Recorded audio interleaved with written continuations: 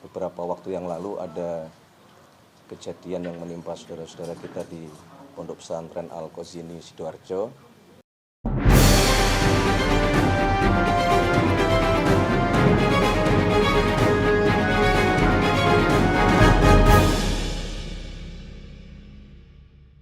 Assalamualaikum warahmatullahi wabarakatuh. Presiden Prabowo menyetujui pembentukan Direktorat Jenderal atau Ditjen Pondok Pesantren di bawah Kementerian Agama Negara atau Mensesnek.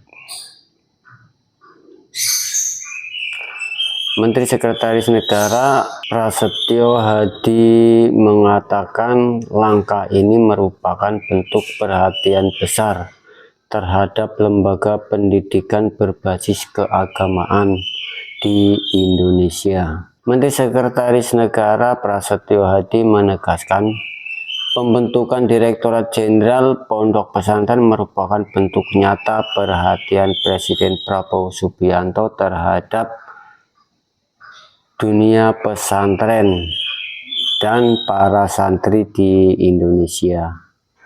Langkah ini berangkat dari kepedulian pemerintah terhadap kondisi pesantren yang tersebar luas di berbagai daerah. Baik, kita langsung saja ke videonya. Sebelumnya mohon bantuannya dengan menekan tombol subscribe dan like. Bagi yang sudah memberikan dukungannya, saya ucapkan banyak terima kasih. Baik, terima kasih. Assalamualaikum warahmatullahi wabarakatuh.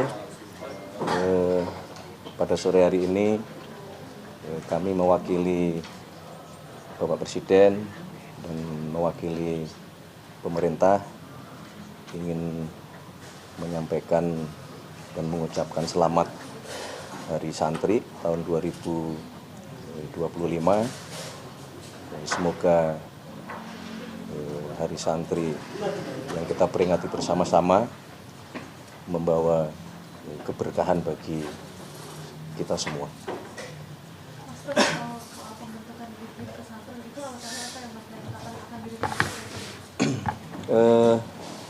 Baik, berkenaan dengan masalah izin Ditjen Pondok Pesantren, memang itu bermula dari beberapa waktu yang lalu ada kejadian yang menimpa saudara-saudara kita di Pondok Pesantren Al-Qazini Sidoarjo, yang kemudian dari peristiwa itu kita mendapatkan fakta bahwa nampaknya kita semua pemerintah perlu untuk memberikan perhatian yang lebih kepada pondok-pondok pesantren kita yang menurut data yang tercatat hari ini berjumlah kurang lebih 42.000 pondok pesantren yang tersebar di seluruh Indonesia. Nah, Bapak Presiden juga sangat concern dalam hal pondok pesantren ini untuk beberapa hal.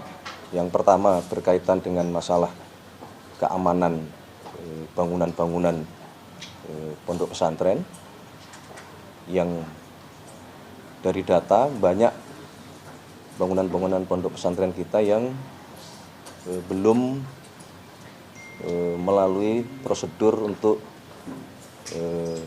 dari sisi keamanan, sehingga Bapak Presiden memberikan petunjuk untuk kepada kita yang diwakili oleh Kementerian PU untuk melakukan asesmen terhadap bangunan-bangunan pondok pesantren kita dari sisi keamanan secara teknis, termasuk kemudian beliau menyampaikan bahwa tidak hanya pondok pesantren tetapi juga lembaga-lembaga pendidikan berbasis agama yang lain, termasuk rumah-rumah ibadah, baik masjid, musola, kemudian gereja dan rumah-rumah ibadah yang lain, untuk dipastikan dari sisi teknis sipil keamanannya itu memenuhi standar-standar minimal.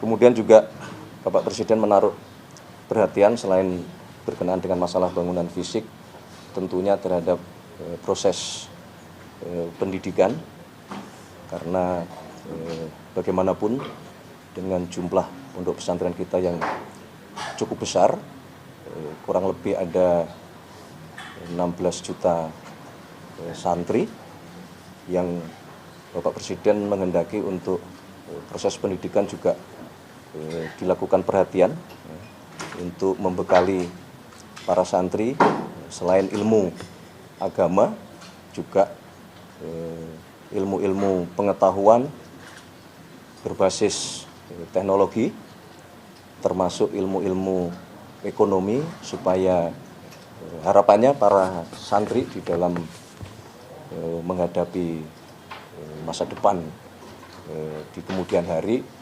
memiliki bekal yang cukup lengkap, tidak hanya dari sisi akhlak dan keagamaan, tetapi juga kemampuan beradaptasi terhadap perkembangan teknologi, termasuk ilmu-ilmu ekonomi. Jadi itu beberapa hal yang menjadi concern dari Bapak Presiden yang diperintahkan kepada kita jajaran terkait untuk kemudian beliau memberikan semacam restu untuk Kementerian Agama membuat Ditjen Pondok Pesantren. Termasuk untuk pengawasan aktivitas di pondok pesantren di luar aktivitas pendidikan itu juga jadi concern, Mas. Karena kan banyak narasi juga yang beredar masalah para santri dilibatkan dalam pembangunan ponpes dan semacamnya, itu apakah juga masuk dalam pengawasan dari dalam ada dirjen ini? Ya, tentunya itu menjadi salah satu ya. Kalau tadi kita bicara beberapa fakta, tentu pengawasan menjadi salah satu faktornya. Maka kemudian pemerintah atas petunjuk Bapak Presiden, kemudian kita berencana membuat program dan sekarang sedang dijalankan oleh Kementerian PU untuk melatih para santri yang berasal dari pondok pesantren masing-masing untuk dilakukan pembekalan keilmuan minimal di bidang bangunan, konstruksi maupun sipil yang harapannya ketika ada proses-proses pembangunan di setiap pondok pesantren masing-masing, ada beberapa santri yang memiliki keilmuan dalam hal pendirian bangunan-bangunan. Itu. Terima kasih. Cukup.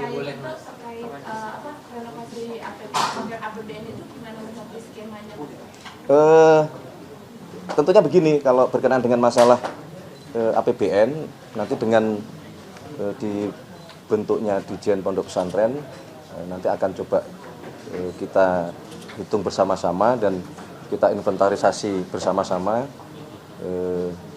mana yang secara status itu memungkinkan, dan tentu kita melihat kemampuan dari keuangan negara ya, dalam hal ini APBN, manakala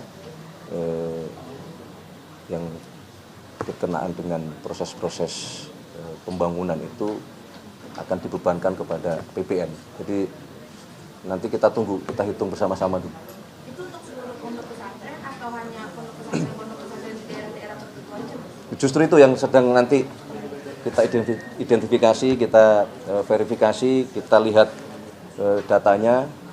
Tetapi kalau dari sisi penerima manfaat program yang lain, saya kira para santri juga termasuk sudah menjadi bagian. Jadi misalnya program makan bergizi itu juga termasuk di pondok-pondok pesantren. Jadi bangunannya harus kita pastikan aman, sistem pendidikannya dan keilmuannya juga harus kita pastikan siap menghadapi tantangan ke depan, ya. Tapi juga di satu sisi kualitas sumber daya manusia dari sisi pemenuhan gizinya juga masuk ke dalam program pemerintah itu. Dan kita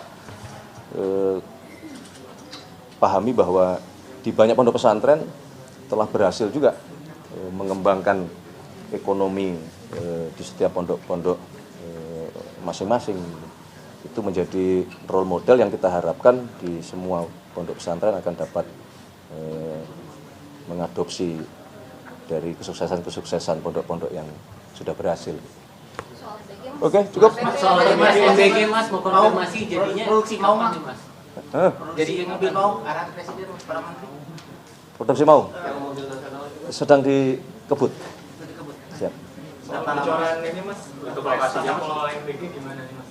Soal bocoran Perpres tata kelola MBG terakhir kan Mas bilang tanggal 10 atau tanggal 11 itu Ya, sudah presiden.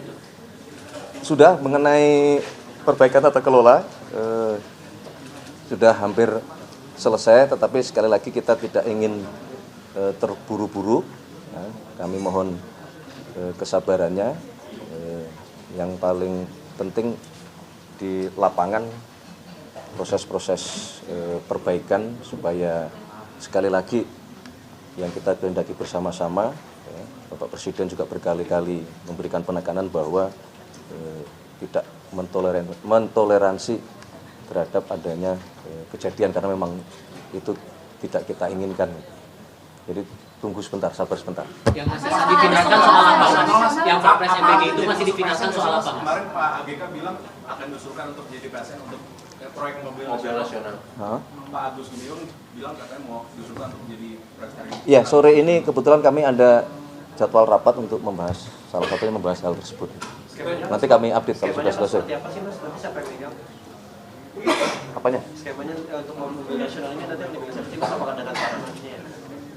Nanti pada waktunya kita Tapi kemungkinan untuk sedang persiapan, mohon doanya aja. Kita harus tetapkan dulu cita-cita dan target bahwa kita harus bisa dan mampu memproduksi mobil buatan anak bangsa Tapi sendiri. pasti Mas masuk PSN. Ya, nanti kita lihat. Rasa-rasanya masuk PSN. Mau masuk Oke, terima kasih ya, terima kasih. pahlawan nasional Mas Pras. Hah? Soal usulan pahlawan nasional ada nama Pak Soeharto dan juga Marsino Mas. Ya, nanti kami lihat kan kemarin Kementerian Sosial dengan Dewan Gelar Tanda Jasa kan kemudian sudah menyusun nama-nama yang diusulkan. Kami belum menerima secara resmi, nanti kalau sudah kami terima nanti akan segera kita pelajari.